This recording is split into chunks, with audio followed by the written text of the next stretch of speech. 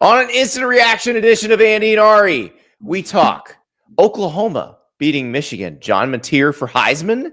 We talk USF shocking Florida, Mississippi State in a crazy, crazy win against Arizona State. We go all the way back to the beginning of the day, Iowa State beating Iowa. It was a wild, wild day. I didn't even mention Missouri and Kansas and the legend who could have made money kicking a field goal. Instead, he just said FKU. What a day in college football. We'll talk about it all on Andy and Ari.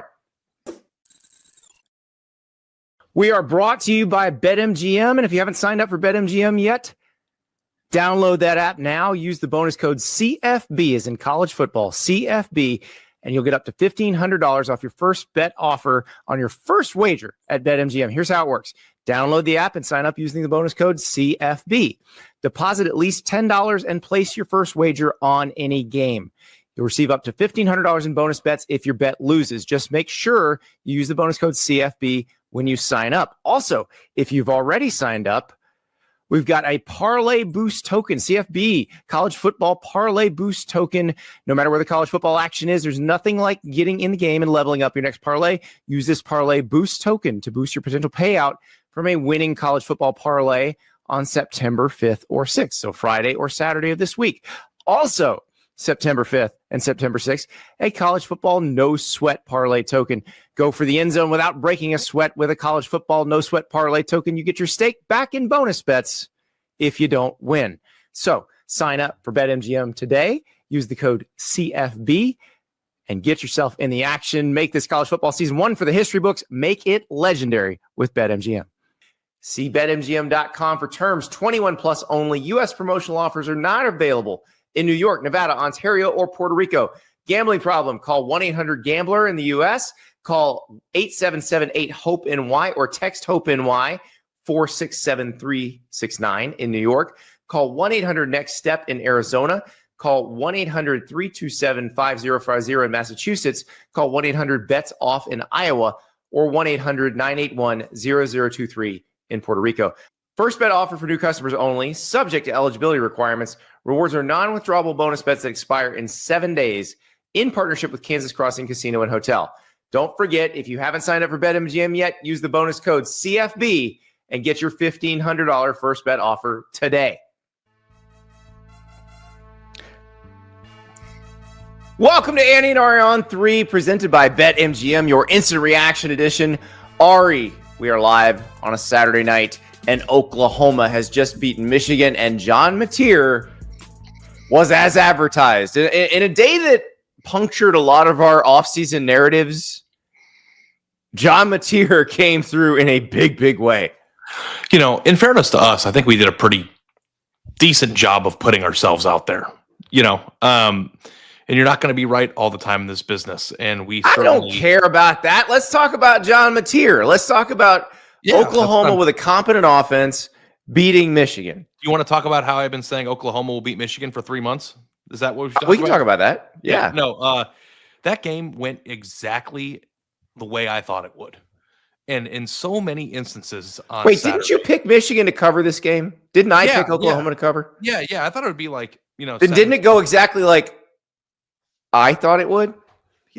A really, really good defensive effort, low scoring game. The under hit that in real life too. 6.5 points felt like a lot, took the points, but this is the type of game that I thought you were going to get a really good defensive performance from Oklahoma, not a high scoring, high flying offensive affair. I thought the game would be something like 20-14 or something like that. So I guess from the spread standpoint, you were correct and I wasn't, but I think that this is exactly what you wanted to get out of Oklahoma if you're an Oklahoma fan. A defensive performance, a quarterback that flashed.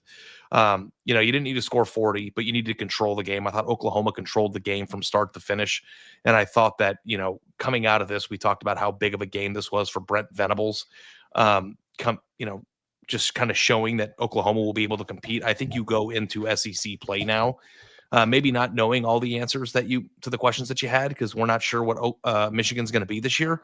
But I think that was maybe, I don't know, not prisoner of the moment stuff, but it's certainly one of the two most important wins of his tenure so far, because they did beat Texas in his 10th season. And I don't know if we're going to ever be able to answer tonight whether or not Brent Venables redeemed himself. I think that story is still to be told. But Oklahoma, after a long year last year, a year decimated by injuries, a year of bad luck, a year of infuriating offensive ineptitude, a year of an inability to block people. I mean, all the things that crushed them last year, I thought were tremendously better in this game. And I think that's all you can ask for your coach and your program as they're trying to rebuild something. They spent a lot of money, they spent a lot of time, and they spent a lot of juice to revamp the team. And I thought that the benefits of that revamp were pretty apparent on Saturday night against Michigan. Yeah, competent O-line play. The quarterback was outstanding. Obviously, Ben Arbuckle, the offensive coordinator who came with John Mateer, or John Mateer came with Ben Arbuckle, however you want to say it. It was fun watching them with a competent offense because we knew they were going to have a good defense. And they've had a solid defense since year two. The first year of the Venables era, obviously, the defense was not where it needed to be personnel-wise. But when you put that defense with a competent offense, all of a sudden everything seems possible. So yeah, Michigan's very limited right now. I think Michigan's going to get better as the season goes on. I mean, it's clear Bryce Underwood's a freshman. You shouldn't be putting a true freshman in that situation, but that's the situation they're in. I saw somebody in the chat said if Underwood had gone to LSU, he'd be on the bench. Of course he would, because Garrett Nussmeier's at LSU. Michigan didn't want to start him this year either. Mm-hmm. They went and got Mikey Keene, and then he got hurt. Yeah. I don't know if Mikey Keene wouldn't have gotten hurt. I don't know if he'd be playing still. I don't know. Maybe I'm having. I don't know. I mean, hat on. I don't know if that. It depends on if he gave them a better chance to win than Bryce Underwood in this particular part of his career. I think Bryce Underwood will get better, but he looked like a freshman out there. He did. I mean, I think there's probably a huge discussion to have about if you want to win now, what the best way of allocating money is. Do you allocate that type of money to a freshman quarterback, or are we going to see diminishing returns on that? Not that Bryce Underwood can't be really, really good down the line, or that he won't be. I'm sure that he will be, because he's got a really live arm and seems to be like a lightning rod for his team. But Michigan came into the season with the hopes of turning around their misfortune from last year and competing for a Big Ten championship. And I'm not sure that, a freshman quarterback is the person that gets you there, unless they're truly unbelievably remarkable. No, I mean, the way you spend the money, if you're a team with as much money as Michigan, is you should buy the freshman quarterback and have a veteran quarterback who can play while the freshman quarterback learns. Mm-hmm. Like, you shouldn't expect the freshman to just jump in and be great right away. That's asking an awful lot. So yeah, Michigan goes into the Sharon Moore suspension, and that's an interesting part of this too. Now, they got Central Michigan next week, which is the funniest way to start that suspension, since that's where Connor Stallion showed up on the sideline. But then Central Michigan's actually kind of good. I don't know if you have been paying attention, but they got beat pretty bad by Pittsburgh today. So they're the type of team that if you show up lollygagging can surprise you. They will hurt you if you're not careful. It's not a Grambling State, is what I'm saying. Yeah. No. Nebraska, on the other hand, which is where they got to go on the road, with Sharon Moore also suspended, and he can't coach at all that week. That is going to be a tricky game for them. Yeah. I don't know if this makes sense. Let's workshop it. It's a reaction show. We're all fired up. I feel like Michigan is like last year's Oklahoma a little bit. Not in how it's going to play out, because hopefully nobody gets hurt the way they did. But it's kind of like important, pivotal year. You had a down year the year before. Your coach is still fairly new. You have hope in them. There's a really young quarterback who hasn't played that everyone's excited about, and like a lot is thrown on him. A lot of Michigan's analysis, around that team was their offense was awful last year. They couldn't throw a forward pass. They still managed to beat Ohio State and Alabama in the bowl game. Their offense is going to just by default be better than it was a year ago, and they're going to win 10 games. And it's like, I don't know that I prescribe to that notion. So, I felt subscribe. Like you don't subscribe to I don't prescribe. I don't subscribe. What's the word? Well, you prescribe drugs. Yeah, you subscribe so to a magazine or to a notion. I don't. So what should I say? Help me. Subscribe. Isn't that what I said? You said prescribe. Like you I said prescribed. subscribe. You said prescribe. We can go to the tape. don't. Producer River will. Yeah, we can check tape afterward. River, what did I say? I meant to say subscribe. Whether I said that or not, I don't know that I buy into that notion anymore. I don't know that I bought into it before, to be honest. You can go check some more tape and watch our shows from the offseason. And anytime we got into a discussion about Michigan winning 10 games, I kind of dragged my feet on that. Yeah, you were not on board with that at all at any point. And also, Dylan Raiola's out there, slinging it. Their coach is going to be suspended. I don't know if this is a 2-2 or a 3-2 team going on the road to USC, who also is slinging the ball around the field. Jaden Mayava, I think, threw for 500 yards on Saturday. Like, they don't have an easy go of it. No. And I don't know if being average on offense and, a slightly above average on defense gets you to 10 wins against that schedule. So, I know we're focusing kind of a lot on Michigan right now because the loser. Yeah, we need to talk Oklahoma too. A lot of times it's pretty impressive. It's fascinating, but I'm very curious because one of my bold predictions in the offseason was that Oklahoma would make the playoff. I don't know if I watched that game and felt like, hell yeah, brother, I'm right. But I feel like they have a fighting chance in just about every game that they play, especially because I don't know. They have the hardest schedule on the face of the earth. We've discussed that over and over again. But as I'm sitting here right now, after the games on September 6th, do you see any team in the SEC that cannot be beaten by a Oklahoma team that we watched tonight on a good night? I don't. I think Oklahoma has a chance to beat everybody. And I think what Kirk Herbstreit said toward the end of the game is probably true, that they're going to have to develop a little more of a running game with their backs and not just Mateer. Mm-hmm. But I thought that last drive, they did do a good job with the backs and not just Mateer. And so, and Mateer mentioned that after the game. But that part can evolve because it's still pretty early. The idea of Mateer running that much with the schedule they have to play, specifically the last 7 games, during that stretch, I think it will be hard for him to stay healthy if he has to run that much. So, they do need to probably spread the run game out a little bit more. But other than that, hey, it looked great. He looks so comfortable.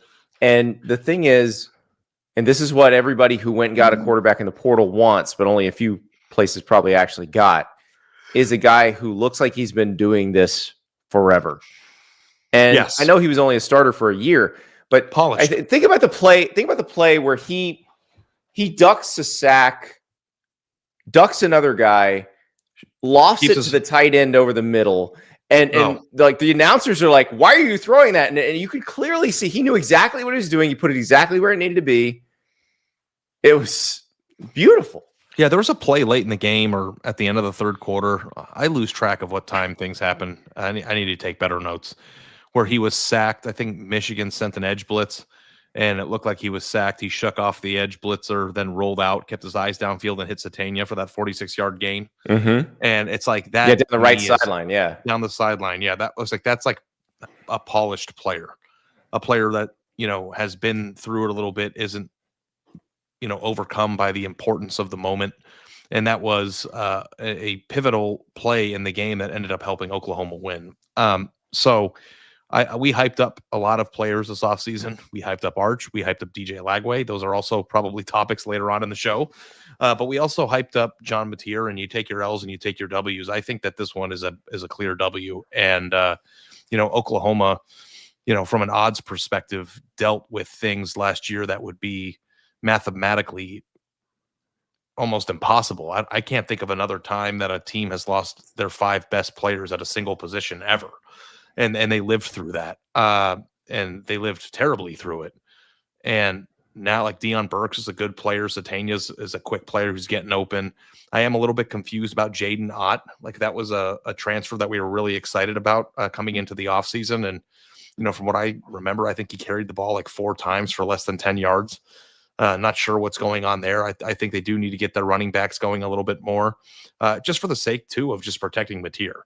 But the defensive performance, and still early in the season, we don't have full context of what that's going to be or how well that's going to age. Maybe Michigan will struggle offensively and that'll make more sense. But I thought that they were playing quick, they were playing fast, they were arriving at the football, they were hitting hard, they were playing like a team that was tired of being told they suck for an entire year. And I think that that's the attitude that you want from your team when your coach is fighting for his life, right? Like we didn't get that in Gainesville. We're going to get to that. Nope. But like We'll that's talk kind about of that what later. you want. That's what you want, right? Your coach is on the hot seat. Your coach is dying for a win, a signature win like that. He needs your team to fight and show that they are alive. They're not on the mat. And I thought that's what we got from Oklahoma. And after a tough year, if I'm a Sooners fan, I'm riding pretty high right now. I would agree with that. And 2 weeks, Auburn comes to town. Jackson Arnold comes back to Norman. That's going to be a lot of fun. Auburn is 2-0, and this is going to be a huge game for both teams. It's, Brent Venables will go from one gotta have it game to another within 2 weeks. But this was a big test. And we talked about this on Thursday's show. George Storia from Sooner Scoop wrote that great column about this. This was Brent Venables' biggest game so far at Oklahoma. And it was a test that he passed. And, it's interesting because we're going to talk about Florida in a little bit, but both guys in year 4, both guys on the ropes. One's team looked like it had the same problems it's always had, and one's team looked like it had fixed the problems it had. And I think that is all the difference right now. That's the biggest difference. Earlier in the week, Brent was asked about how proud he was, or at least how excited he was to have a game like this on their campus against a legitimate contender, or at least a good helmet game to get their fans excited. And you hear coaches all the time, Andy, saying like, we don't care what anybody says outside of the building. The only thing that matters to me is what happens with my team in practice, in the film rooms, and in workouts. And Brent Venables, I thought, had a really interesting quote about how much he values the fans, their engagement, giving them something to cheer for, and frankly, their opinion. And I thought that was something that was a little bit different than what you typically hear from a coach in a news conference, especially a coach that's going into a game with his ass on fire. And Brent leaned into it and said, we want to give people a reason to celebrate. You want to have an opportunity to do that. That's something that we've always took pride in, as opposed to the mindset of not worrying about how everybody outside the building feels. That's not the same to me. The opportunity you have and you want to show up for it. So like, I thought, that mindset alone was kind of a cool thing to read. And the fact that he was able to deliver it after a pretty tough year, he should go have an ice cold Modelo and unwind. No doubt. He earned it. Yeah. No doubt. Yeah. The spirit of a fighter for Brent Venables there. And also, Ginger in the chat pointing out that Kevin Wilson is back on staff at Oklahoma, and then he was the coordinator of some very good offenses at Oklahoma. It's true. They've really improved. You've got Ben Arbuckle, who's kind of the wonderkin. He's very young. I believe he's 29 when he was hired. But Kevin Wilson, the ultimate veteran as far as offensive coordinators go. So they have a really good setup right now. It's just a matter of, can they get through that gauntlet that they have coming up at the end of the season? Well, in the middle of the season, that goes all the way to the end of the season. Yeah, their last 7 games is do we have to read it off? I'll read it off just so people can hear it. I like when people discover it again for the first time every time. Texas, South Carolina, Ole Miss, Tennessee, Bama, Mizzou, and LSU all in a row. At least they get Kent there in a little bit. Like, Kent might be the worst team in college football this year, right? So I think, yeah, they're probably the worst team in the FBS. So that one should go fairly well for them. Does it balance out anything? Or I guess if you could flip Kent with one of those 7 teams, just so there was a open week in the middle of that gauntlet, that you might want to do that. But, I think it might be too early to open up SEC wounds. And I don't want to be that guy every year that's like, oh, he hates the SEC. And because I clearly don't. But, I watched Georgia play today. I watched LSU struggle with Louisiana Tech. I don't know if that was just a hangover game. We don't want to read too much into it. Georgia's. Well, LSU had their center and tight end go down with injuries too. And that was not promising. Yeah. Georgia played the snooze fest against Austin Peay, where they scored a single touchdown in every quarter, and then just wasn't it delayed a while too? There was lightning in the area. Yeah. Ole Miss struggled with Kentucky. Texas, was already lost this year. I just I don't know that there's a single team in this league that makes me feel like they're going to go wire to wire with this thing. And that's not saying that Oklahoma is going to go beat Georgia and LSU and all these teams that I don't even know who they're playing anymore. I blacked out when we read the schedule for the 1,000th time. But I think that you have to feel good, too, of knowing that you don't have to have a tremendously flawless team in order to navigate this schedule with wins. And I feel much better about the proposition of Brent Venables being the coach in Norman in 2026 than I did a week ago. And you're talking to somebody who was pretty high on their ability to achieve something this year. So, don't want to go too far ahead and start talking CFP and all that stuff. But I think it's important to acknowledge that this was a huge test for him. And I think the best way to really gauge a coach and their ability and their position, outside the obvious, which is, wins and losses and recruiting acumen, is how your team plays for you. And I thought that Oklahoma's team played for him tonight in a way that instills some confidence that they know the score and that they're going to try to set it straight. So we now go from Brent Venables to the other guy whose name we always mentioned in the same sentence in the offseason. And that's Billy Napier at Florida, because both of them kind of ride that razor's edge of good roster, but things could go horribly wrong. Well, guess what? Things went horribly wrong in Gainesville. They lost 18-16 to USF. They have a 4-game stretch coming up that is absolutely brutal. Next week, they play at LSU. Then they're at Miami. Then Texas comes to Gainesville after an open date. Then Florida goes to Texas A&M. I was saying before the season, they'd need to finish 2-2 in that stretch. That was assuming a win against USF. With a loss against USF, it's even worse. And the problem is all of the things that Florida has done during the Billy Napier era that drive people crazy about Billy Napier, they did them all against USF, pretty much all of them. They didn't put 10 people on the field goal block team. They didn't have 2 guys wearing the same number, but it was pretty close. They had a guy spit on somebody when USF was driving and trying to kick a game-winning field goal, so free 15 yards, because apparently he's the one person on earth who didn't see Jalen Carter on Thursday night. I got to say that a lot of times, and I know that discipline trickles down from the coach, I try to give the coach a pass whenever one of his players does something stupid like that. I got to say, in that moment when that happened, that has got to be one of the dumbest mistakes I've ever seen. Like I said, it might be. I wrote a column about the whole situation, not just the spitting incident, but I said that might be the dumbest penalty in Florida football history, which is saying something because Marco Wilson threw a shoe against LSU in 2020.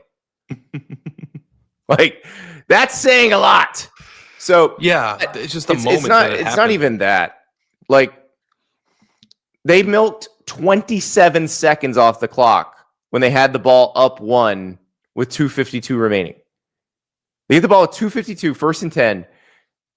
They used 27 seconds before they punt.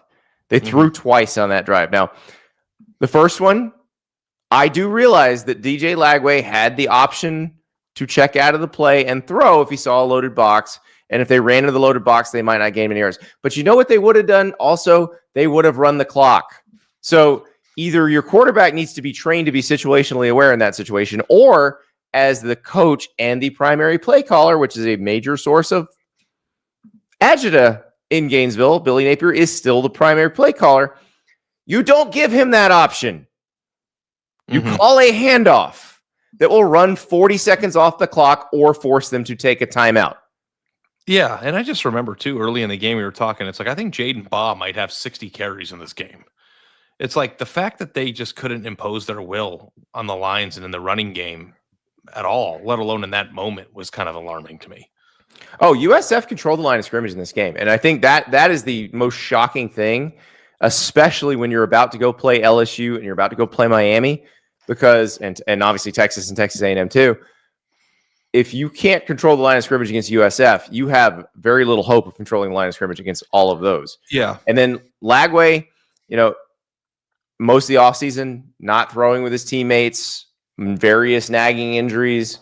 So it may be that he's still not knocked the rust off yet. I don't know. But this is not going to work like this. They cannot keep being that sloppy. And they're going to have to be almost perfect in the next few weeks. Like, they probably need to go 3-1 in this stretch to have any hope of having a good season. And I don't think they're going to do that. And so Billy Napier should be feeling quite a bit different than Brent Venables, because like I said earlier, Brent Venables identified the problems in his program, and it appears they fixed them. Billy Napier was told what some of the problems were, like, hey, maybe you need to hire a play calling coordinator. In fact, that was one of the conditions of him returning this year as coach. But then he beats LSU, he beats Ole Miss, they beat Florida State, they beat Tulane, and all of a sudden, he's got some juice, and he's like, you know what? I'm not going to do any of that. I'm going to ride the way I ride, and we'll just see what happens. Well, we saw what happened. So now Florida's probably going to have to figure something out, but it also may just be a tough season. Speaking of tough seasons, Ari, while I was soliloquying there, Nico Iamaleava and UCLA were trying to come back against UNLV. They had gone way down. They were down 30-23. They were trying to march down the field and tie the game. Ball got tipped into the air by a UNLV linebacker, intercepted by a UNLV safety. UNLV is now in victory formation. Dan Mullen has beaten Nico. Enjoy that, Tennessee fans. Oh, yeah. It's I know that we think that Utah is very good and, they won big again. I think it was very apparent last week that this was going to be a rough year for them in Westwood. Going back to Florida for 1 second, I just wanted to make one point that I didn't get to make. You can analyze that situation till you're blue in the face. Penalties or, throwing in bad situations and, all the things that you just said. And I think they're all valid and true. The thing that I can't get past, and, you're more of a football mind and I'm more of a feelings guy, although you do like feelings too, right? I love feelings. Is that Billy Napier saved his job because a team that was left for dead fought like hell last year for him to resurrect their season. Mm-hmm. And then they come in to a home game against USF and there's no fire. It was just a snooze fest, 1,000-yard stare, lackadaisical, whatever, however you pronounce that word. Don't check me on it, please. Day. And it's just like sometimes teams play like that when they're already arrived or when they're too good to show up or, they're coming off of a big win or there's a reason to feel good about yourself. And I would have really, if I'm a Florida fan, more than anything, would have liked to see the team play with a fire that you saw Oklahoma play with. And I don't know. Or that you saw Mississippi State play with. Or that you saw, there were a lot of teams that came out fired up tonight. And we don't Alabama came out fired up after they got whooped by Florida State. They went out and killed Louisiana Monroe. We don't have any context on how good USF is this year. For all we know, this could be the 12 seed in the playoff at the end of the year. And or higher. This loss could age well. But I think I could say with a straight face pretty confidently that if Florida played with a passion that they did not play with, if they would have won, they almost won the way they were playing. If they would have just played like they gave a shit. I don't know. Do you ever get that feeling when you're watching a team and it's like, does anybody care what's going on right now? I'm not sure. I do think Florida cared. I just don't. I think they were surprised that USF was challenging them up front and that Byron Brown was as good as he was, which you should have been able to see on film. I mean, if you watch the Boise State game, it was readily apparent how good he is. Yeah, now let's talk USF for a second because they're playing Miami this week. I don't think they have to beat Miami to put themselves in a position to be in the playoff. I think if they just win the American after this, they could be fine. That said, they might be able to beat Miami too. Who knows? Well, you're the one that you didn't even mention this in the instant reaction video, but you're the one that came up with the USF dream scenario where they sweep all their games against in-state teams and just fly into the playoff, no problem, right? Like that. Yeah, you're 50% of the way there, and I didn't think you were going to get 50% of the way there. When you said it, I was like, they play at Memphis and at Navy in conference play, so it's not like they can just walk through the American. But and obviously Tulane is also there, probably waiting on the other side in the championship game if they get through that gauntlet. But I mean, they don't have to beat Miami. And of course, they become the biggest Boise State fans in the world. They want to see Boise State win the Mountain West. But I think they're in great shape. I think Alex Golesh has done a good job. It's funny because I put Alex Golesh on one of those lists of Group of 5 head coaches who I think might get Power 5 looks. And people were like, to the top now. Well, people were like, well, why would you put him on the list? He hadn't been all that good. I'm like, no. He's been 7-6 both years at USF. Do you know how hard it is to go 7-6 at USF? I don't know why. I feel like I have 2005 recruiting brain, but I just am like, oh, they're in Florida. They should be okay. It's just not that hard, right? it's significantly hard. It's very difficult. Ask Jeff Scott. Yeah. Ask Charlie Strong. It was hard. Yeah, I think he might have just coached himself into a job. I mean, that's well. How you do it, I right? think he's got to do it in conference play and go through the whole season. But I do think he will pop up on some lists and not just the one I wrote. But I'm excited to see what USF does the rest of the way. Byron Brown, when he's healthy, because I think people forgot because he was hurt a lot last year. Like if you go back to the end of 2023, they were humming. And Alex Golesh, for those who don't remember, was the OC at Tennessee when Hendon Hooker was there. He worked with Josh Heupel. So you know what that offense looks like when it really gets humming. And, I think with the talent, and Florida's talent on defense, it was going to be hard for them to just slice and dice them. There are going to be games where they slice and dice people. I mean, you saw that against Boise State. Yeah. I'm on high alert. I wonder, I still think Miami is, from what we saw, is really, really good. I wonder if we're going to get a game next week in Coral Gables or in Miami Gardens. I don't know if I'm getting ahead of myself, but it'll be very interesting to see how that game goes to provide context to this one. But somebody said this in the chat, and it's true, Andy. I don't care how good USF is. Their best or their version of very good or their version of even playoff contender good still shouldn't be beating Florida at this juncture in Billy Napier's tenure. Exactly. Billy Napier is in year 4. There are no more excuses in year 4. It is whatever happens is on you. And go read his column, guys, because it was good. You did a good job with your column. I thought it was measured and well. Yeah, it wasn't. So I basically had him fired after the A&M game last year, and then he proved me wrong. I mean, look, they rallied. So I wasn't going to say he's getting fired, and he's not getting fired on Sunday or Monday. That's not going to happen. But if they're sitting at 1-5, I wouldn't be shocked. Andy, I was with you when Florida lost to A&M last year. We were in Wisconsin together, and I saw your cell phone.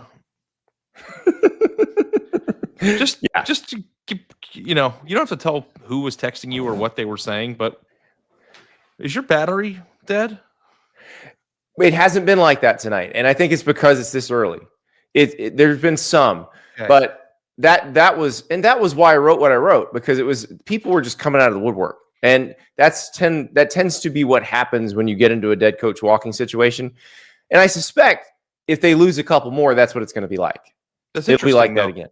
I'm fascinated to hear that it wasn't like that, because this one on the surface is either that or people just feel like it is such a foregone conclusion now that there's no sense in even talking about it. Yeah. It does strike me as funny, and you can walk me through this, but I think that it is inexcusable that college football in and of itself is a entertainment product, and somehow we ended up with a week 2 with only one ranked matchup. I don't know how that's even possible. But I will tell you, week 2 was so much better than week 1. We said it. You said it, because I was like, I don't know about this. And you said it always shows us something. So let me take you to, let's do two other games that involved SEC teams that were just ridiculously fun. I'll start in Starkville, where Mississippi State goes through a horrific season last year. They're 0-8 in the SEC. They're just terrible. And if you haven't read Chris Lowe's story on Mississippi State that came out this week, you should, because it'll help you understand and contextualize a little bit what's been going on. they were way, way behind in terms of NIL. The roster last year really had no business playing the SEC. Obviously, revenue shares help them, but they also have been able to raise more money. So this roster should be somewhat more competitive. And I think we learned that tonight when they jump out to a 17-0 lead against the defending Big 12 champs. And it's like, people are tweeting at me saying, "Oh, you saying Sam Leavitt's the number one QB in the Big 12? That's aging badly." I'm like, he won the Big 12 last year. Like, no, he's still a good quarterback. It's just Mississippi State isn't bad. But of course, they build a 17-0 lead and then proceed to let Arizona State chip away at it. And Arizona State was running right through them for a lot of the game.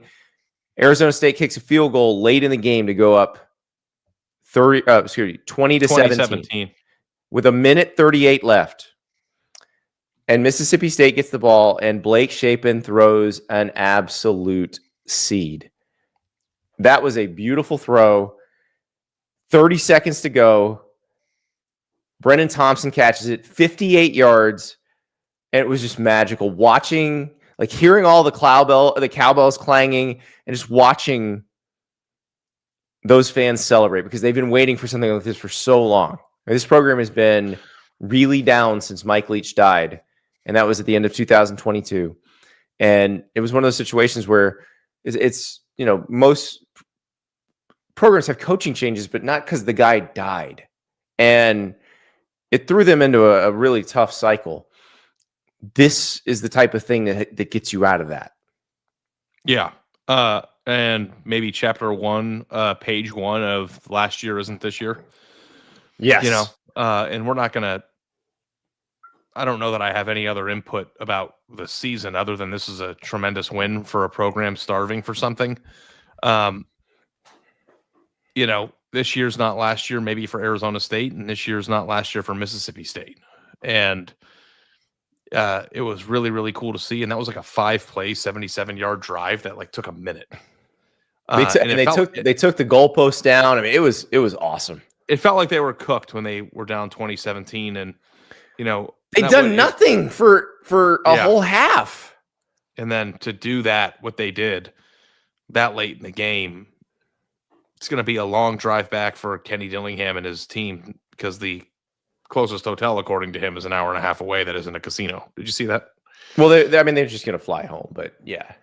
Oh, I thought that he was saying, yeah, they'll probably just fly home now. But last night it was a long, but yeah, I don't know. Maybe they forgot their laptop charger in their hotel room like me. I have no idea. But yeah, it was a great win. It's fun to see it when a team has struggled and they finally break through. It is really satisfying to see it. So definitely enjoyed that. Another game I thoroughly enjoyed was Kansas, Missouri. First installment of a once great rivalry since Missouri left the Big 12. So the last time they played this was 2011. Please don't go that long again. This was awesome. This was a shootout. Missouri tacked on a touchdown at the end when Kansas was trying desperately to get back in it. But we had multiple lead changes. Great quarterback play between Jalen Daniels and Bo Perbula. This was so much fun. Yeah. Another instance of the bad beat scenario here. 7-point dog. Kansas was in position to potentially win this game late, and then they lose by 11. It was a really, really good game. And I know we have a clip to show people to kind of set the stage for how insane this rivalry is. Do we have that clip, Producer River? Do we have the clip, or do we just talk about it? Oh, here it is. So this guy is you can't tell. He actually has a prosthetic leg. So he's an amputee. He is down on the field, and he is supposed to kick a field goal. If he makes the field goal, he wins $25,000. But instead of doing that, he lifts his shirt up and just said, and written on his chest and stomach is FKU. And so he shows both sides of the stadium, the FKU, turns, and then kicks the ball at the Kansas sideline. This guy will never pay for a beer again in Columbia, Missouri in his life. It was amazing. I wish he would have gone to the 20 and then turned around and really gave some effort to get the ball over there. I thought that it was well executed, though. Very, very funny. And I think if you're going to try to go for 25 G's, if you don't feel like you're going to make it, or even if you do, maybe this moment is worth more to you than the money. This is something that people will remember. It was hilarious and truly the type of insane thing that could never happen in the NFL. Like that is No. like the sport of college football right there. Just some lunatic. Yeah, on the there's side. no Ravens fan that's going to have like F the Browns written on his chest. This stuff doesn't happen. There's just so many games and so many like opportunities for things to go off the rails, but like it is just so funny. And for Mizzou to come out and actually win, it looked like they were on the ropes early. Like they scored first, and then Kansas scored 3 in a row, and you got up pretty big. Yeah. And then Mizzou kind of took control of the game, and Kansas's offense is good. I know we were talking a little bit about, underestimating them. This is a tough loss for them, but I still think that this is a team that has a shot to win the Big 12. And I don't know if that sounds crazy, to say coming off. I don't think it's crazy at all. I think Missouri has a chance to be very good. So losing in this way to Missouri at Missouri there's no shame in that. And I know it says 2 possessions on the scoreboard, but it really was a back and forth affair the entire game. Like Kansas was in Kansas had a chance to win in the final minutes. That there's no ifs, ands, or buts about that. Like they played a great game, and Missouri was just better. So I think that's going to be very interesting to watch, because I do think Kansas can be very competitive in the Big 12. I think Missouri could be competitive in the SEC, though. Like I'm not resigned to the fact, because remember, Missouri has maybe the easiest draw. It's either Missouri or Texas has the easiest draw of SEC schedules. It's still not super easy, but it's easier than what we talked about with Oklahoma. Although Oklahoma is part of it, and that's not easy. We always talk about how the Big 12 is a batshit crazy conference, and we have a 3.5 point minted coin for how the spreads of all their games, because we never know who's going to win. And, maybe a team that we thought would finish last will, like Arizona State last year, will go out and win it. And that doesn't necessarily happen much in the SEC. Like, Vanderbilt did throw people for a loop last year. Mississippi State, not so much. But the teams that are picked to finish at the bottom of the SEC typically don't have a shot to win it. And I want to speak this into existence, Andy, because we have a Big 12 SEC matchup. Like last year, the SEC in a less charming way was kind of the same insane conference that the Big 12 was, right? I mean, there was like a 6-way tie at the top there at the end of the season for a while. And it's like, I am wondering if I, again, speak this into existence right now, and I'm looking at these 16 glorious teams, if we are going to get a season out of the SEC this year where the best team in the conference fluctuates every week. Like last week, everybody was all about LSU, man. Like LSU should be ranked number 1. I saw a lot of their win at Clemson on the road was more impressive than Ohio State's home win against Texas. Texas was the belle of the ball coming into the season. Then LSU stole the show. Alabama loses. Georgia plays a weird game today. It's like, who do we think is the favorite to win? Who's the favorite to win the SEC? Georgia, based on helmet alone, right? But if we went to the message boards right now, the Georgia fans are melting down. Like they're scared their offense is gonna shut down against Tennessee, that they're not going to be able to score, because they didn't feel like they played very well against Austin Peay. And ESPN Game Day is going there next week. Tennessee is going to be fired up. You got Joey Aguilar throwing bombs to Mike Matthews down the field. Tennessee's going to show up for that game. They're going to have, of course, they're going to have blood on their fangs. And I don't know if do you buy into this notion of like, I don't know who the best team in the SEC is. And I think the thing that separates the SEC obviously from the Big 12 is that you have more teams, or just teams in general, that could conceivably win the national title. But after what I saw from Alabama today, they played with a passion that, I don't know. You play a team that they can't beat you. It's Louisiana Monroe. We don't know. I don't know. I don't want to put too much. But Alabama looked really good on Saturday, unstoppable. A lot of people took the points thinking that they were just going to melt down, and they were winning by 35, I think, at halftime. But 42. I don't know. 42-0 at halftime. Andy, gun to your head right now, like who wins the conference? And if it's a hard question to answer, then we're I have like no idea. I don't know. I have no idea, because it's crazy. You can talk me out of any of these teams. You can. Like LSU looked great last week at Clemson, but then like LSU didn't look great against Louisiana Tech. I just mentioned they lost 2 starters. We don't know how long, but they probably won't be playing next week. And then Clemson was like losing to Troy 16-0. And Clemson was losing to Troy. Exactly. Now they ended up beating them, but holy crap. It was, for a minute there, it was wild. It was a 16-0 Troy at one point. Crazy pick 6 on a deflection that was caught and just kind of barreled into the end zone from the 3-yard line.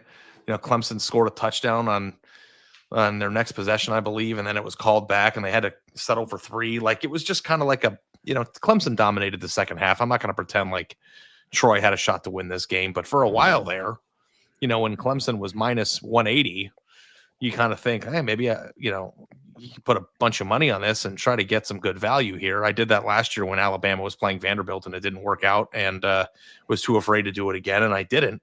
But, maybe Clemson has some issues that we're not, that maybe the LSU win is starting to look a little bit weird. I don't know.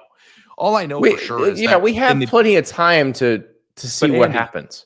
In the Big Ten, there are 3 clear leaders, and one of those 3 teams will win the Big Ten. Right. Period. Oregon, Ohio State, and Penn State. That's it. It's simple in the Big Ten. Which that brings up Joshua's question in the chat. Did Oregon's win solidify that they are a top contender in the Big Ten? One, they didn't need to win today, or they didn't need to show us that. We already knew that. But Oregon beat Oklahoma State 69-3. They played AC/DC's money talks after the game ended because Mike Gundy kept talking about how much they spent on their roster. Oregon made Oklahoma State look like an FCS buy game team. I don't think that goes very well for Mike Gundy. I think it's kind of funny that Mike Gundy could just be like, see, I told you. Well, he can see I told you his way to a buyout if he keeps saying, see, I told you. It is kind of funny, though. It's just like, yeah, they pay a lot of money for their players, and we can't compete with them. And then when you get your ass kicked, it's kind of just like, yeah. But we did joke about this in the beginning of the week. And here's the actual takeaway from this. It was a 2-pronged approach. One, I think that he was trying to politely set the expectation for his own fans going into this game. Correct. It was a 27.5 point spread, and I think there were a lot of people out there that thought that 27.5 was a lot of points for a Big 12 team going on the road. But then secondly, maybe too, it's to light a fire under his spenders' asses to try to get them to get to a place where they can compete. But I don't know that he's going to get that chance, because I don't know that he's going to be coaching next year for those people to spend. I don't know where we're at with the Gundy situation. I know that there was some salary restructuring and all that stuff that went on last year. They cut his salary, which in turn cut his buyout. So it's $15 million if they want to fire him. But like Oregon, to me, is kind of like coming out and saying like, yeah, you saw what Dante Moore said. I presume if you didn't, I can tell you. He basically said, if you come out and talk about our coach and our program like that, it feels like you're insulting my dad, and we're going to come out and try to break the scoreboard. Because they love their coach and they love their program. And, as we outlined earlier in the week, it's like, you're not insulting Oregon by saying they're trying harder to win. And I also think that it is just amusing to me that like Oregon ran it up to prove a point that Gundy already made himself verbally earlier in the week. Right. Exactly. I just like, you didn't prove a point. I mean, you just reinforced it. But I think that in general, Oregon is the most underappreciated team in the country in relation to how they're viewed to what they can accomplish. I will argue they just haven't played anybody good yet. We're not paying attention to them yet. Sure. And guess what? They're the big noon game next week. They're playing Northwestern. What are we even doing, Fox? Like, you had a lot better options, I'm sure. But they don't, with like the Ohio State not playing somebody next weekend. They have an open week. You usually just toss in Ohio State there. Did you see the big noon thing is actually working? Ohio State's big noon game against Texas, I think, was like a 17. Oh, yeah, 16.6 million or something. Yeah. It works. I'd love to look at the Ohio State schedule and see who they're playing. I'm surprised that it's Northwestern, Oregon, but spread the love around a little bit, I guess. They're playing Ohio U, which knocked off West Virginia. That's electric. It's on Peacock at 6 p.m. You guys can go check it out. The Fighting Pete Nakos is knocked off West Virginia. Andy, let's transition to Ohio State for 1 second because I had a thought and I wanted to apologize to you about something today. Oh, well, sure. I'll We take got that into a discussion, a really stupid one from my standpoint, earlier in the summer about the pros and cons of scheduling only power games and better games. And I kind of came up with the premise of, well, if everybody plays everybody, then it'll be harder to, sift through the debris at the end of the year and come up with a clean slate to get in the playoff. And you were like ragging on me. I gotta say, Grambling Ohio State didn't do much for you. there is a line somewhere, and I know we joked about the band versus the band thing earlier in the week. Yeah, the spread was 55. Everybody knew what they were getting with this game, and there's no analysis about football here. Here's my analysis. Can I use the F word? Sure. We're 50 minutes in. Who's gonna know? Why the fuck are we playing these games? Like, listen. Like, this isn't like a group of 5 team. It's not like USF or Ohio or even a MAC school. Like, you're playing against a team where an inter squad scrimmage is twice as. There was no push at all. It's like there's no. All you're doing. It's a health risk. Right. There has to be maybe, and I don't know what the financial ramifications are, and I don't want to be on Reddit tomorrow, but there's got to be a way where we can draw a line in the sand of like, this team's level does not play this. There's a way to do that. You say FBS can't schedule FCS. I don't even understand the point in playing. Now, I will say, if we did that, you would lose things like Long Island going to Eastern Michigan and winning. Long Island, the team that had 4 total first downs against Florida, or 1 first down. I don't know. It was not much. They beat Eastern Michigan. I understand too. Like, HBCUs are a really important piece of college football history, and that you want to do your best to shellacked like this. I know, but like, I'm sure this game made for a large portion of their financial budget, moving forward. And like, it's important, I guess, to some to support smaller schools, particularly the HBCUs. And I can understand and appreciate the value in that. I don't think that games should be played where if you simulate the game 5 million times, that they won't at least win once. Like, there isn't a point to me. It's not just that it's boring. It's just a waste of time to me. Right. You just write a check. It'd be easier. Just give them the money. Yeah. And then play somebody else. I don't know if I sound crazy, but Minnesota, who did they beat? Minnesota. Oh, did I tell you this? I took, for the first time in my entire life, I took a football spread of plus 80.5. What? It was live. I took it. I saw it, and I'm like, I'm going down in history. I don't care if it wins or loses. I don't know anything. You just wanted to be. I just wanted to get history. Plus 80.5 in a football game. They were just for the screenshot alone. Minnesota was winning 59-0 at halftime. Yeah, against Northwestern State. Yeah, and they were plus 80.5 at halftime. And I'm like, you know what? I'm doing it. If they win 88-0, then I will just go down like a sweet muffin. They won 66-0. Minnesota did. They only scored once. They showed some mercy. But again, another instance of games that probably should not be played. If Northwestern State can't not give up 60 to Minnesota in a half. There were a lot of these games today. And I think when you have a lot of these games, you're spinning the white ball on the roulette wheel and you don't want to be the team that it lands on. Florida was the team today, But we had a lot of really good games, but we had a lot of like, why are we playing this game to begin with games? And I think that we would be better off as a community, a society, and maybe even a country if we don't get a lot of fall Saturdays. They're very fleeting. Summers are long. Off seasons suck. It's a shame. And I mean this for Minnesota fans. I mean this for Ohio State fans or any other game that featured a 60-point spread. There isn't even a point to it.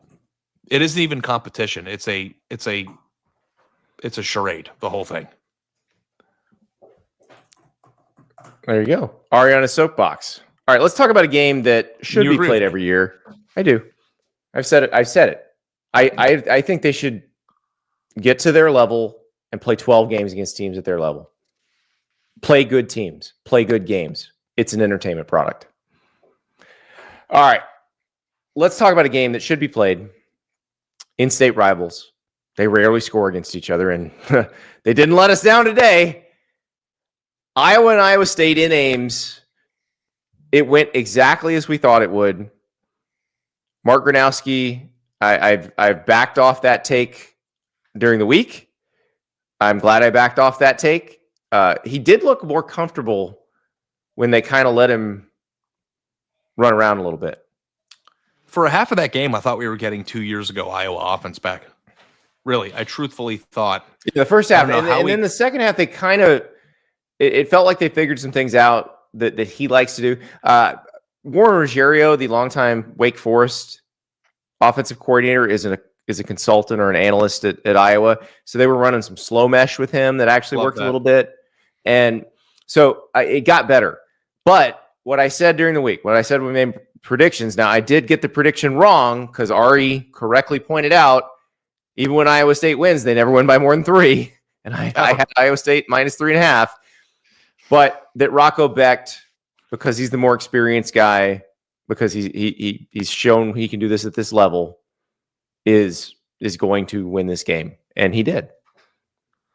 So Iowa State's kicker Conradi is awesome. He has 63-yarder last week, and this week he drills a 53-yarder to win the game.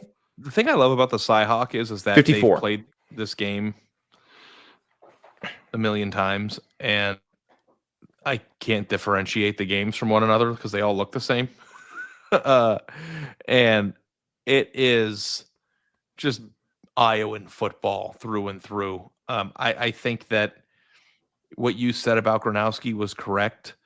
As the game went on, he seemed to settle down a little bit, and I think that he'll probably get better as the year goes on. I thought Iowa's offense had a chance this year to be something other than what it is, and I don't know that I believe that anymore, but I think that they can still be semi-functional. I thought they were semi-functional in the second half of this game, and there was one sequence in this game, Andy, where I thought you were cooked for good, and this was when Iowa State punted. And Iowa's return man, his name is escaping me, forgive me, allowed the ball to bounce past him. And then he went back and fielded the ball and ran backwards. And then on top of it, there was a holding penalty that pinned Iowa deep in their own territory, down to like their 5. And it was probably, I would venture to say, Kirk Ferentz's worst nightmare as a human in life, not just in football. Like that was just the epitome terrible of field position, anti-Iowa bad special teams play. Yes, all the above. Penalty makes it worse, pinned back deep, and then Iowa went down the field like 80 yards for a field goal. And like 2 years ago, Iowa would have been cooked and would have been punting 3 plays later. And I thought that was a nice, if you're an Iowa fan, you can cling on to that drive and be like, you know what? We're going to be in some Big Ten West games this year, but their offense is nowhere near as good as what I thought it could be. And maybe they'll turn that around. I don't know. But, the comment that you just highlighted with Kenneth Love, you can put it back up. It relates to this. It's the same thing. You need certain playmakers to lift up your quarterback as well. And I think that one of the mistakes that I've made, and I think we've made, and I'll remember this next June, is that analyzing a player's receivers and what they have around them is every bit as important as analyzing who that player is at the quarterback position. I agree with that, Kenneth. Thank you for the comment. No, it is a good point. It actually transitions us well to the next game because he was talking about Darian Mensah at Duke. Yeah. And Illinois goes down to Duke. This was a nip and tuck game for a half. Like, if you just looked at the score, you have no idea how this game went because this was very competitive for a lot of this game. And it looked like 2 pretty well-coached teams going at each other. And then Illinois finally just broke them down. And I think a lot of it was Luke Altmaier just was him for a lot of that game. Like, because he had guys in his face Duke's D-line was dominant in the first half and just was terrorizing Luke Altmaier, but he usually found a way out of it and a way to get rid of the ball. And I was really impressed with him. And then Illinois' run game picked up, and they just dominated in the second half. We have a coworker who's a big Illinois guy. Oh yeah. And I was texting him during the game, and he was not fired up by what he was seeing, especially in the first half. And he was nitpicking certain things that I think were rational, like Illinois' secondary, which is supposed to be a veteran group, returned everybody, had some holes, some lapses in judgment, some blown coverages. The defensive line wasn't getting as much push as you would have expected from Illinois, I think, at times. Luke Altmaier, though very good, I thought was off the radar a little bit, off the mark with accuracy on a few plays. And I think that the takeaway from that is Illinois played a game in which you probably wouldn't feel like they dominated or they played their best football, and they still beat a very good team on the road. And that's what football is if you want to be a real contender. And here, I have to tell you this. I don't know if people care about my gambling plays. They probably don't, but we talk about it a lot on the show. No, we're going to talk about one of yours in particular after we talk about this game. But I got my ass kicked today, Andy. Sometimes you just show up and it's just not your day. And I had Duke in this one because I thought it was the right play. And Duke, pardon my French, shit their pants 5 times in this game in really, really bad ways. They turned the ball over 4 times, 2 of which were deep in Illinois territory at critical points of the game. And I think that they kind of just, the string came unraveled and they just kind of went off the cliff a little bit. But I came away from this game. There was a certain point at the end of it, and you have 19 games when you're at home watching. It's kind of hard to see everything, but when the final minute of this game was happening, they zoomed in on Brett Bielema. His headset was off, and he gave you that patented Bielema smirk. And he has that smirk a lot, and it's often for very different reasons. This one was, I knew it.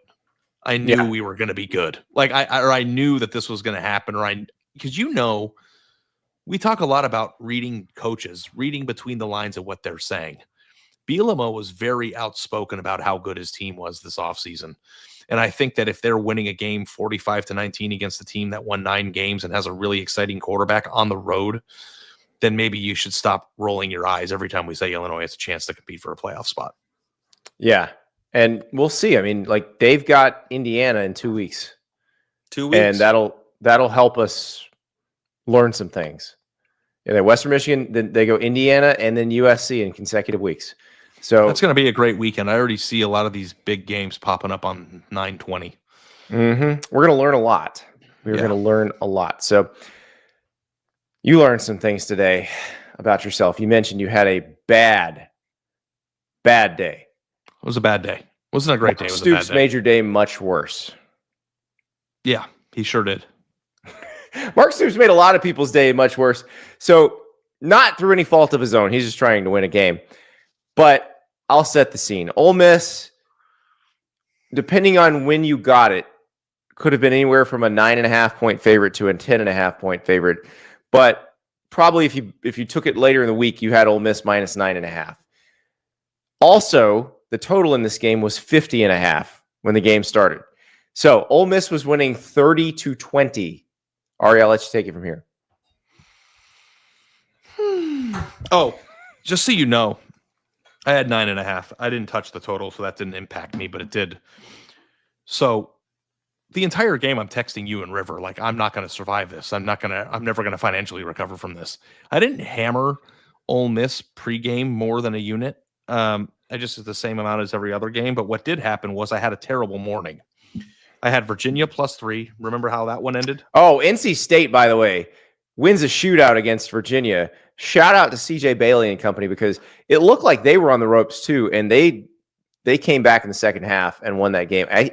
Just put a pin in NC State right now. Just put a pin in them right now.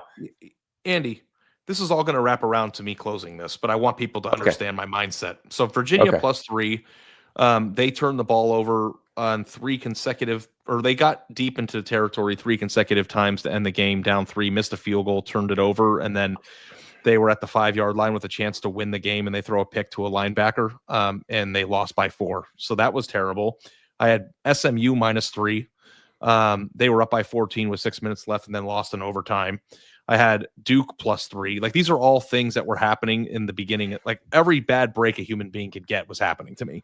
So then I see an early situation where Ole Miss is down by 10, and I'm like, okay, I came into the week convinced that Ole Miss was going to run through this team. I thought that Ole Miss was going to win comfortably. I thought 10 was the wrong spread, and I told people on the show and in a content item on On3 to go bet this. So I nuked it on tilt, full on tilt, Ole Miss money line just to win the game. And it was like 5 units in comparison to everything that I had. And then we're at the end of this game, Andy, and Ole Miss is clinging to a 7-point lead. Their quarterback, Austin Simmons, was out of the game because he got injured. And then Ole Miss drives down the field with Chambliss, their backup quarterback, and they kick a field goal. Now, granted, if you were watching this game closely, when they kicked a field goal, there was a flag on that field goal. Do you remember this?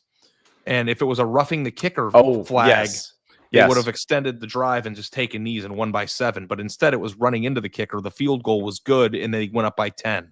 So half the country that bet on Ole Miss is feeling really, really good about being up by 10 with a minute and a half left. Finally, after that long disaster of a football game, you got to the promised land. Kentucky goes all the way down the field in grab-ass time, kicks a senseless field goal, I think with like 10 seconds left to try to get within one possession. Well, it wasn't senseless, right? I mean, they kicked the field goal and then they try an onside kick. It's the right thing to do from a football standpoint. There was 8 seconds left, and the game was basically over. It was the right decision from a coaching standpoint. It was an infuriating one for people who bet on it. And then on top of that, that field goal not only cut the deficit from 10 to 7, which blew the spread if you were on Ole Miss, it also made the score 30-23, which was 2.5 points higher than the 50 points it was at below the hook at the 50.5. So that field goal screwed a lot of people, including myself. It was a rough. Poor Ari. It was a rough. Poor Ari. You know, this is what happens, and I don't know what it is in gambling, and I get this sense too, even in casinos. Sometimes when you show up in a casino, if you put $50 in a slot, you hit. You hit on 15 4 times in a shoe and you get 6, 5, 4s. And sometimes it's your day. And it's just like, no matter what you do, whatever you touch is going to hit. And sometimes you just show up and you get your ass kicked. And today I got my ass kicked. I'm still getting my ass kicked. I was on the over the Stanford game. I don't think they've gotten a first down in like 28 minutes. So yeah, Stanford, BYU's doing fine. Stanford's not. You did point out the SMU Baylor game. We probably should talk about that. SMU was up 2 touchdowns, 6 minutes to go. Baylor comes back, wins it in double overtime. A huge double overtime win for them. And they needed that because after they lost to Auburn, I think if they go 0-2, then you're starting to wonder. And I don't, honestly, because we think Auburn's going to be pretty good. We think SMU's going to be pretty good. I don't think this changes my opinion of what Baylor can be in the Big 12. I still think they can be a good team in the Big 12. And so if they lost today, I'd still think they could be a good team in the Big 12. But I think from a psychological standpoint, having this huge win now is very beneficial. Yeah. Makes me feel a little bit better about Auburn too. You know, as we put context clues back together, Auburn had another because we were like, hey, Auburn can't stop Baylor's tight end. What's that mean about Auburn's defense? Well, maybe nobody can stop Baylor's passing game because Sawyer Robertson was slinging it today. Yeah. And I don't know if SMU is the epitome of elite level defense. You know, we'll find that out again as we move forward. But, you know, SMU had the game won on their home field. And there's a lot of like grab ass type stuff that happened in this game. You know, remember when Kevin Jennings dropped back and tripped over the ref and fell over. And then on the ensuing punt, they punted the ball away. And, you know, there was a controversial call where, someone got thrown into a return man and hit the return man. The ball hit them and SMU recovered it. And there was a review of it and everybody was losing their minds. That crazy targeting call that was reviewed at the end of the game that could have put SMU in field goal range. They made the right call on that one. It was just kind of like a prototypical rivalry game that went off the rails. It was super entertaining, super painful for some, super exciting for others.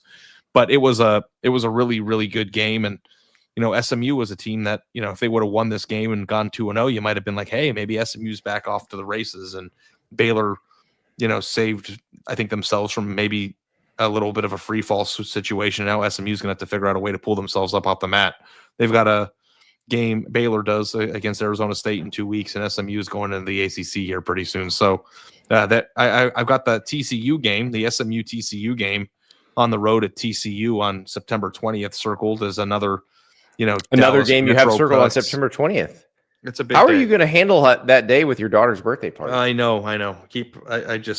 It's I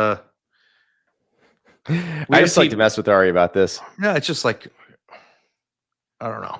I'll figure it out. We're getting TVs brought in, and the party is going to listen. Here's the one thing I do know, Andy. I don't know how it's going to happen, but I'm going to show up and I'm going to be ready to go. So, of course you are. You never let us down, Ari. Yeah. But yeah, we will be having some internal conversations in the Wasserman household about this stuff moving forward. Well, so I did make fun of Big Noon for doing Oregon Northwestern, but there are some interesting games next week. So Central Michigan's interesting just because it's the first game of the suspension. Wisconsin, Alabama, of course. Oklahoma is going to Temple. I'm sure that's a cheesesteak play by outgoing Oklahoma athletic director Joe Castiglione, but Castiglione, it's late. I'm sorry. Georgia, Tennessee, of course, is the featured game. That's the one everybody's excited about. USC opens Big Ten play against Purdue. You got the backyard brawl, although with West Virginia coming off the loss to Ohio U, it doesn't seem as great. USF, Miami. Oh, boy. Oh, Ari, I can't believe it. So much happened on Saturday night.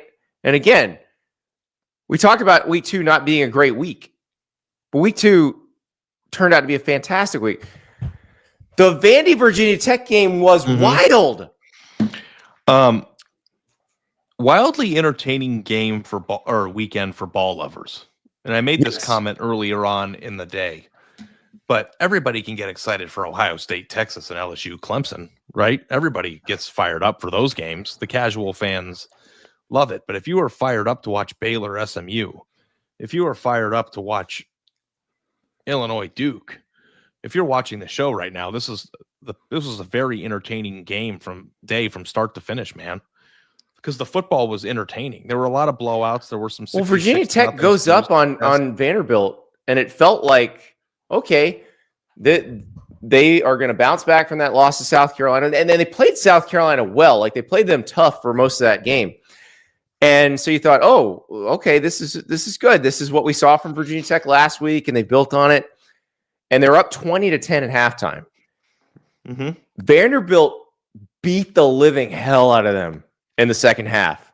I don't know what changed, what Clark Lee said in the locker room, but Vanderbilt, like, every time I looked up, there was either a Vanderbilt back or Diego Pavia just running through Virginia Tech's defense. Every time Vanderbilt